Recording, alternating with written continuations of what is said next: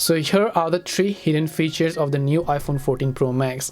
So did you actually have an always on display and that you're annoyed by this wallpaper? This is really dim wallpaper which is not even considered an always on display.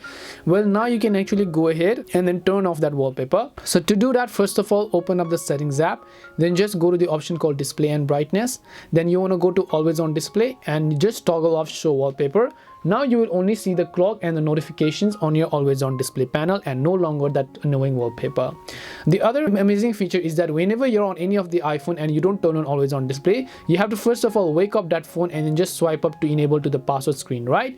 But now on iPhone 14 Pro Max, if you're on always on display, we don't have to wake our iPhone. If it is on, then all you have to do is just swipe from the bottom and now it will directly take you to the password screen. So let me repeat that for you. As you can see, I'm not waking it. I won't just double tap on then turn it on. I'll just leave it to off over here. Then all I will do is I'll just go ahead and swipe up and I'll be taken directly to the password screen.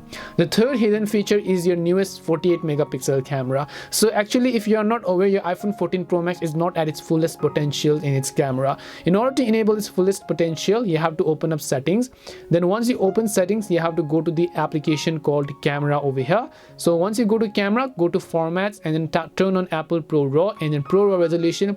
You can see it is actually only using 12 megapixel camera. You want to just change it to 48 megapixels and then you want to come back. Now you can go ahead and use your camera to its fullest potential. And these were the 3 hidden features and the benefits of the newest iPhone 14 Pro Max. Thanks for watching and subscribe for more tutorials like this.